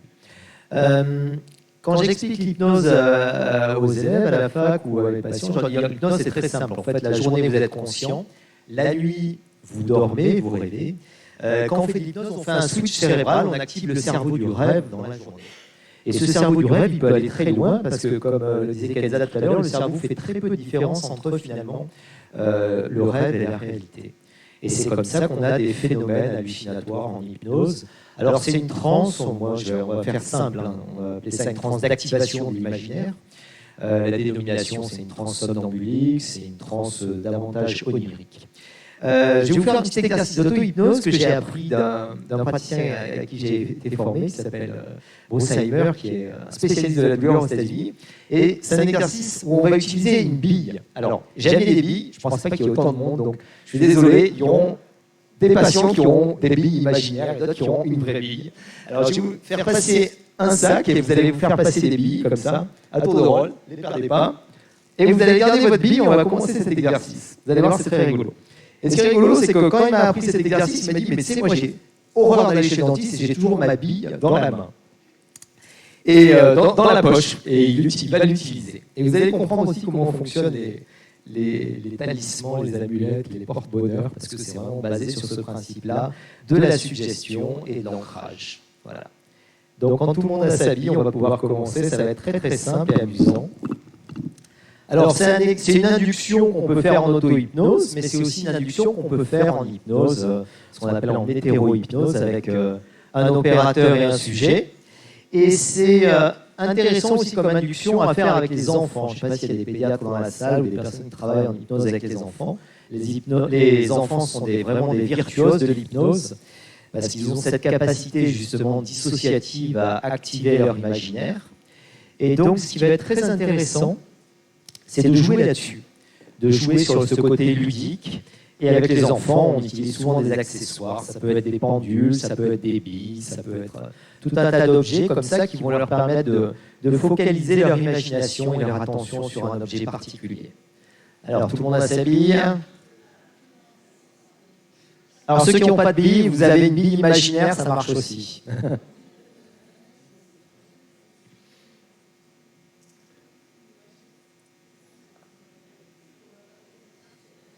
Après, vous pouvez repartir avec votre bille, vous les gardez.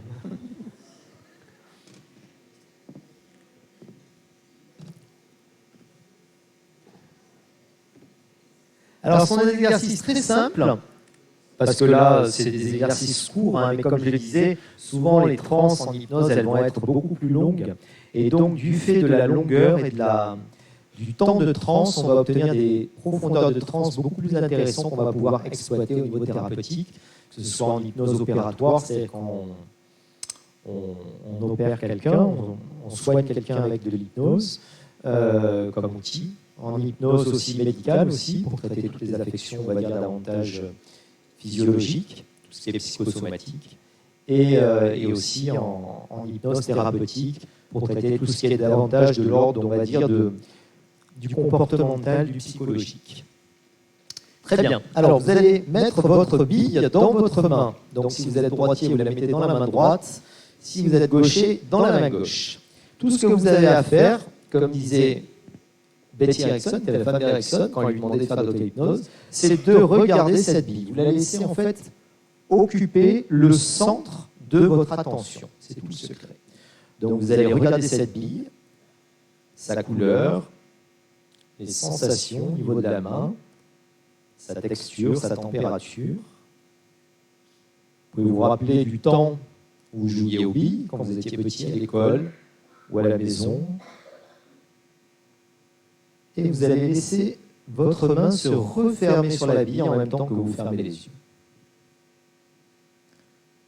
Tout en conservant les yeux fermés et la main refermée sur votre bille, vous allez continuer de visualiser mentalement cette bille, sa couleur, les reflets, sensations au niveau de la texture, de la température, et sentir le contact de votre bille dans votre main. Cette bille, elle a une capacité étonnante. En effet, elle va vous permettre de conserver et d'ancrer une émotion. Pour faire cela, c'est très simple. Vous allez choisir une émotion que vous souhaitez conserver et convoquer quand vous en avez besoin. Ça peut être de la joie, ça peut être de la confiance, ça peut être de la fierté, ça peut être de la gratitude. N'importe quelle émotion bonne pour vous. Vous n'avez pas besoin de la chercher, laissez-la venir tout simplement. Parce qu'en fait, en hypnose, quand on est dans un état comme ça, un petit peu de rêverie, les choses viennent naturellement, spontanément. Et vous allez tout simplement retrouver un souvenir agréable, un moment de votre vie, où vous avez ressenti cette émotion, peut-être pour la première fois, ou bien cette émotion a surgi.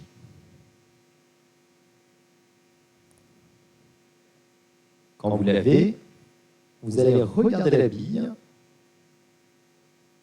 ouvrir les yeux et les refermer en refermant la main. Et vous allez emprisonner cette émotion dans la bille.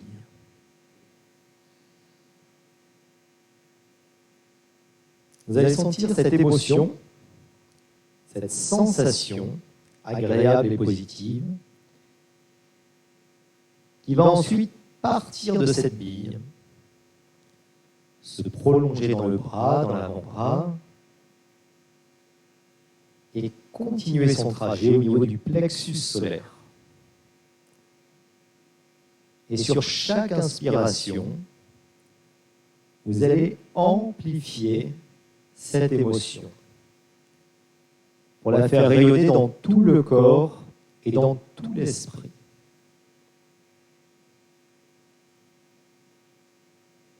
L'inspiration devient ample, profonde, et vous laissez venir à vous, dans votre esprit, dans votre corps, cette émotion, cette sensation que vous avez convoquée. Et peu importe les conditions extérieures, vous savez désormais qu'à chaque fois que vous allez mettre cette bille dans la main, la refermer, vous pourrez très facilement refermer les paupières et ressentir à nouveau cette émotion, cette sensation. Pour l'amplifier et la diffuser, la faire rayonner dans tout votre corps et votre esprit, il vous suffira tout simplement, sur chaque inspiration, d'amplifier cette sensation. C'est tout le pouvoir de l'imagination sur le corps, sur l'esprit, de pouvoir changer un état, c'est-à-dire toutes les conditions psychologiques et physiologiques d'un moment. Et pour cela, la bille sert d'ancrage. Elle vous permet de retrouver un souvenir agréable, d'y associer une émotion, et ensuite de matérialiser cette émotion à travers un objet. C'est un processus très courant qu'on fait naturellement dans la vie quotidienne, mais l'auto-hypnose, c'est de le faire volontairement pour recréer soi-même cette bulle de confiance, de sérénité, de calme, volontairement. Dans un instant, je vais compter jusqu'à 3, vous prendrez une grande inspiration et vous pourrez revenir. 1, 2, 3, une grande inspiration. Vous revenez.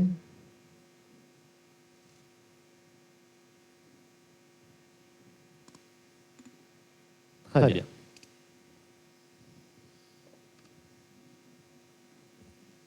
Merci.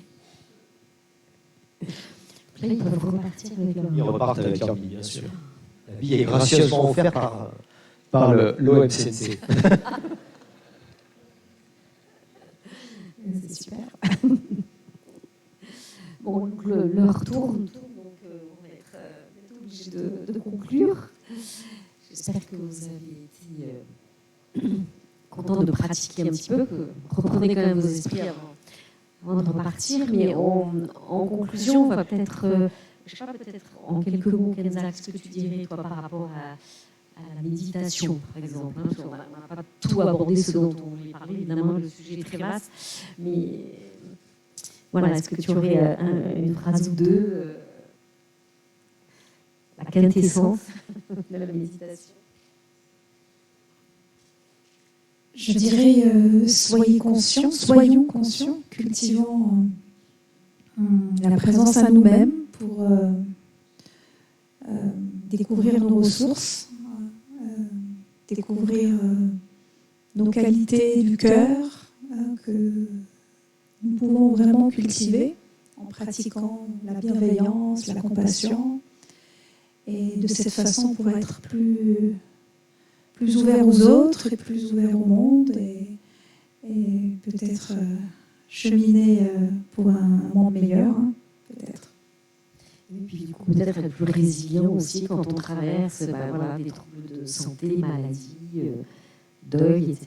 Aussi, il y a des ressources. Tout à fait, c'est réguler nos émotions, découvrir qu'on a vraiment des capacités. La connexion corps-esprit, c'est vraiment fabuleux et c'est des subtilités vraiment, que ce soit l'hypnose ou la méditation, on a des pouvoirs vraiment dans toutes les difficultés de la vie, face à la maladie, quand on va se faire opérer, quand on est face à toute une sorte de difficultés, de pouvoir utiliser ces pratiques, que ce soit en mode de vie ou comme technique, comme outil, ça peut vraiment nous aider à mieux appréhender les difficultés de la vie. Donc je vous encourage à essayer, à continuer la pratique, à trouver ce qui vous convienne, que ce soit l'une ou l'autre des pratiques, pour mieux pourra mieux être, tout simplement. Merci. Et Brice, alors toi, en quelques mots, tu nous dirais quoi en synthétisant?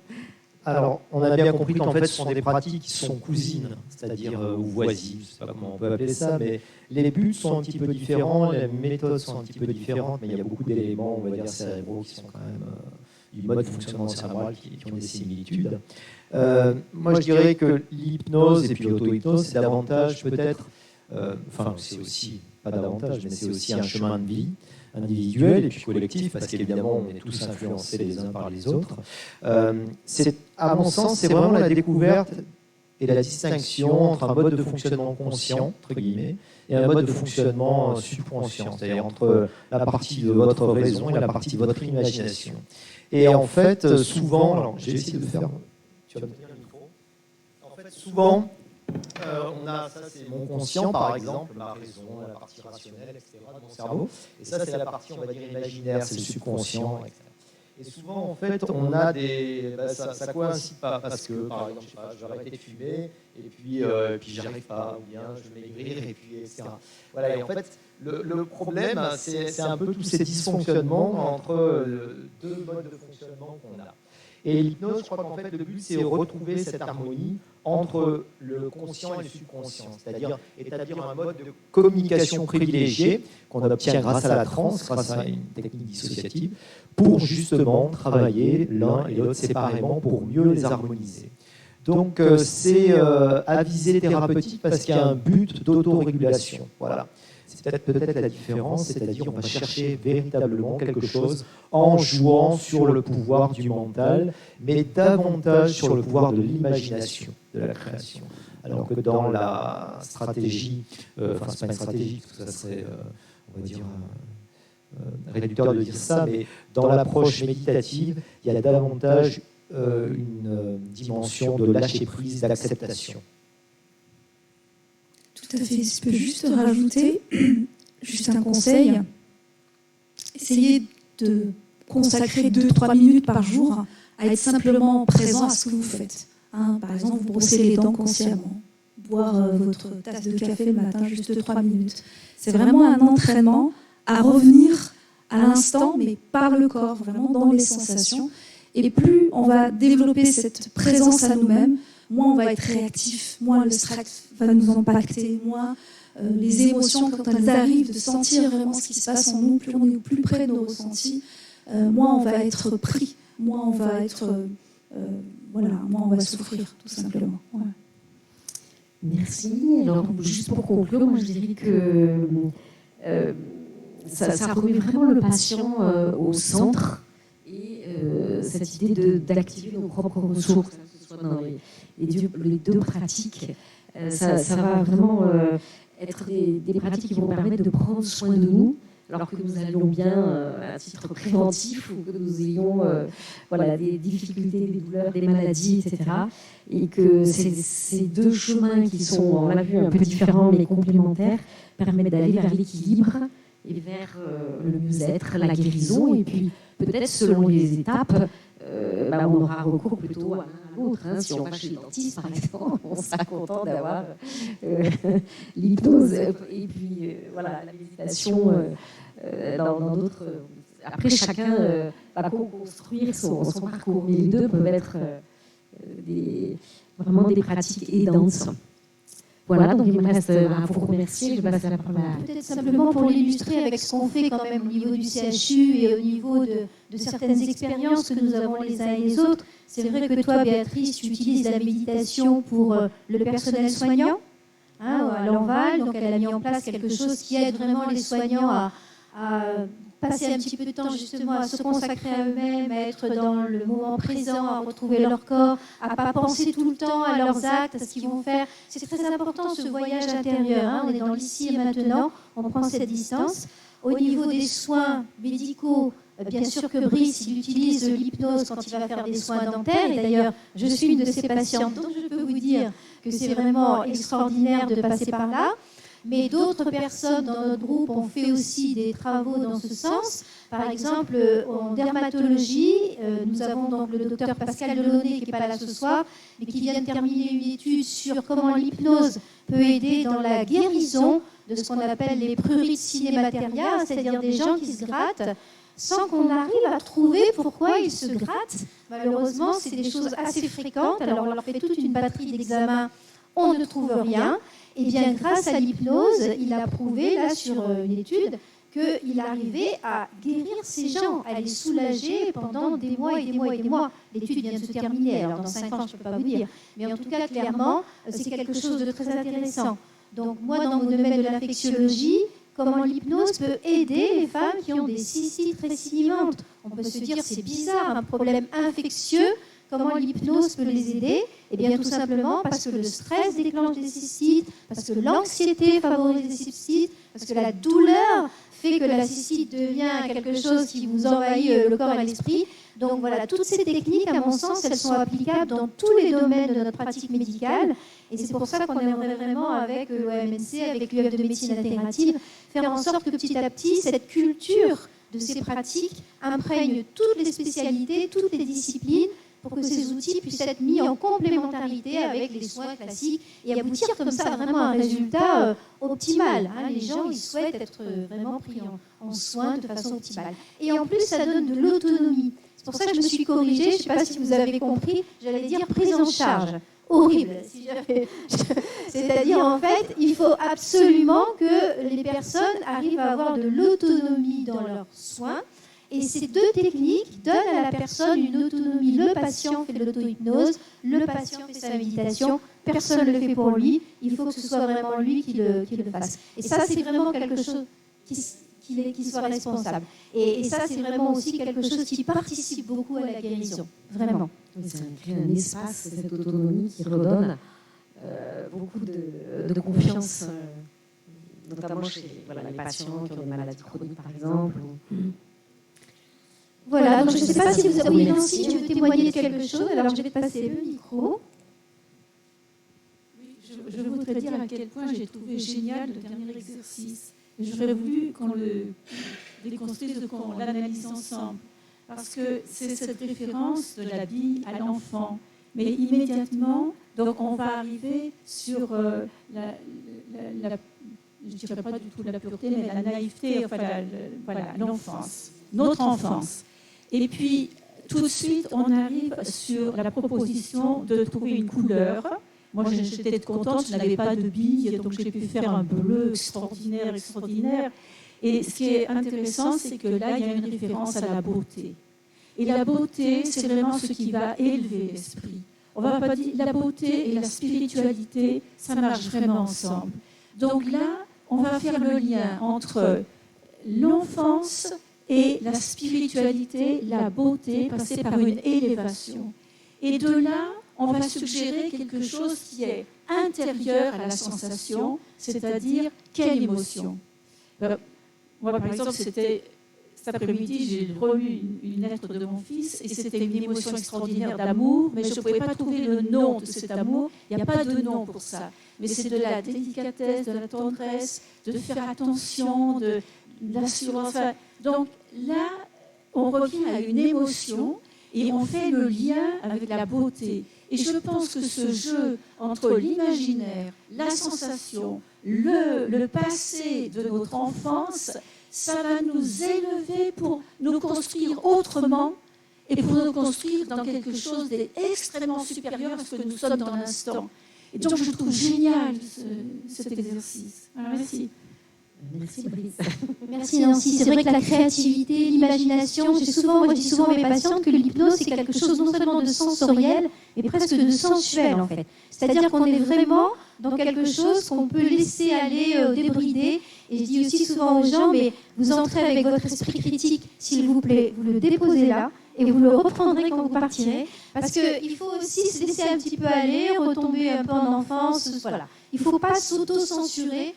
Dans ce genre de pratique, c'est comme ça que ça fonctionne bien. Et cet esprit de curiosité, justement, comme l'enfant, c'est aussi quelque chose qui est proposé en méditation, d'avoir toujours l'esprit curieux sur ce qui advient et non pas toujours avec des références de ce que je découvre. L'esprit du débutant. Voilà, L'esprit du tout attente, de tout préjugé. L'enfant qui découvre. Et c'est aussi c'est bien de nous ramener à ça aussi. Merci. Comme petite remarque. Je ne serais pas intervenue, mais comme Nancy a parlé de ce dernier exercice, en fait, moi, j'ai été très surprise. Alors, bon, c'est vrai que j'ai pas mal de pratiques et en hypnose et en méditation. C'est-à-dire qu'au moment où j'ai refermé la main, avant que vous me disiez qu'il fallait que ça allait partir, voilà, qu'on allait ressentir la sensation dans le bras, etc., que ça allait traverser le corps, dès que j'ai fermé la main, hop, c'est parti dans le bras, c'est remonté. Donc, je me suis dit, tiens, qu'est-ce qui se passe? Et en fait, j'ai eu instantanément le passage dans le corps, avant que ce ne soit suggéré par la transe. Voilà. Donc, je me demandais justement pourquoi et qu'est-ce qu'elle avait été le mécanisme pour que ça diffuse aussi rapidement. Je ne sais pas s'il y a une réponse.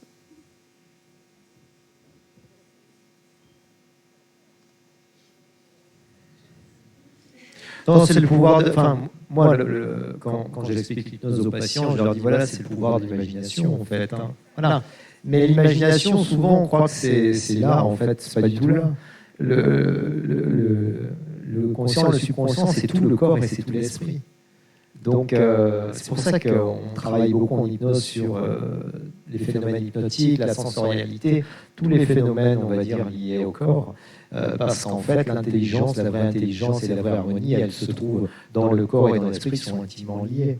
Et l'un ne va pas sans l'autre. Donc, dès qu'on active quelque chose quelque part, ça se ressent partout. Il nous reste à conclure, je crois. Merci. Je crois qu'il y a des questions, mais bon, il est déjà... Tu veux pas qu'on prenne une ou deux questions encore? Dommage. On n'est pas aux pièces non plus. Hein. Il est déjà 9h moins 10, je veux pas vous mettre dehors. Mais... Personne sont pressés. Merci. Ça sera extrêmement rapide. J'aurais voulu savoir si vous pouviez nous donner un nom de médecin qui traite la maladie de Crohn et la rectocolite avec l'hypnose.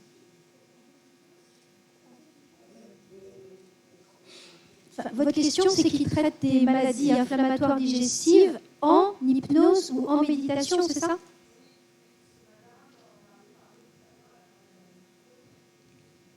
Alors ici, on a... Maladie chronique. Oui, c'est des maladies chroniques. Mais puisque vous posez la question de maladie de Crohn, on a un spécialiste ici qui représente une grosse association en France des patients qui sont porteurs de ces maladies de l'intestin inflammatoire et qui propose des cycles, notamment en hypnose. Tout à fait. J'ai à côté de moi donc Muriel qui travaille, ça fait déjà le deuxième cycle, hein, donc c'est des cycles de 7 séances.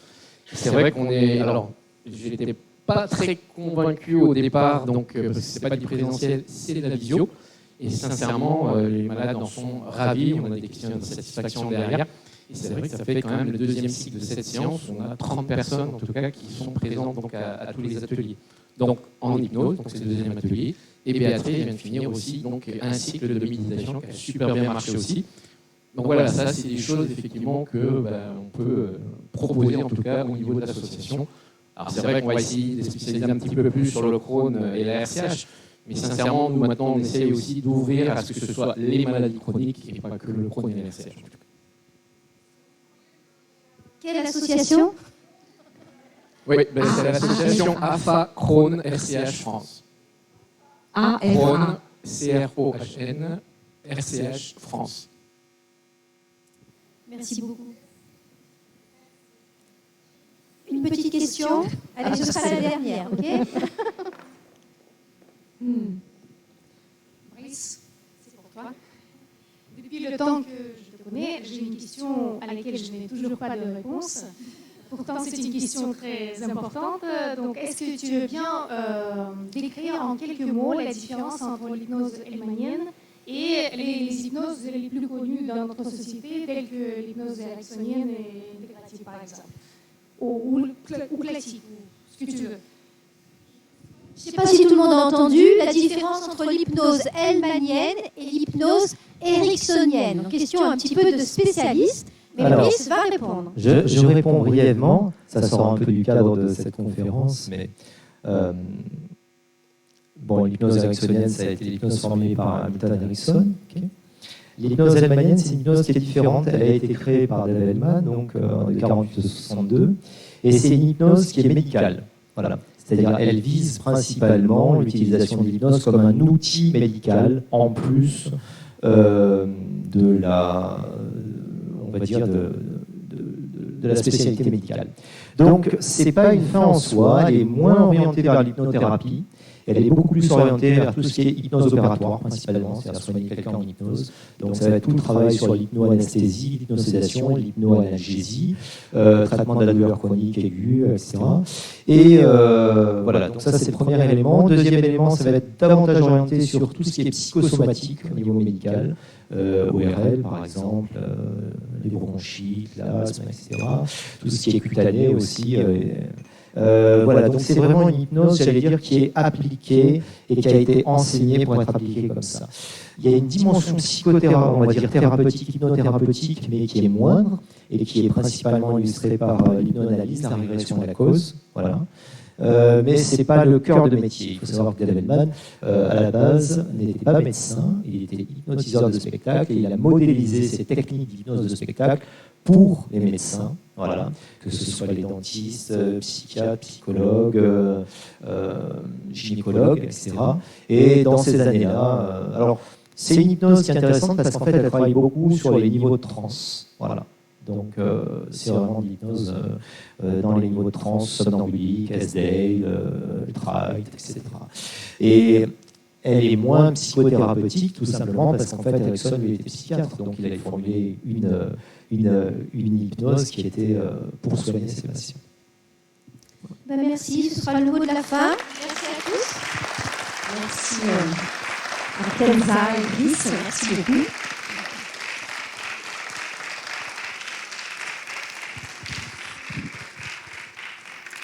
Bonne soirée.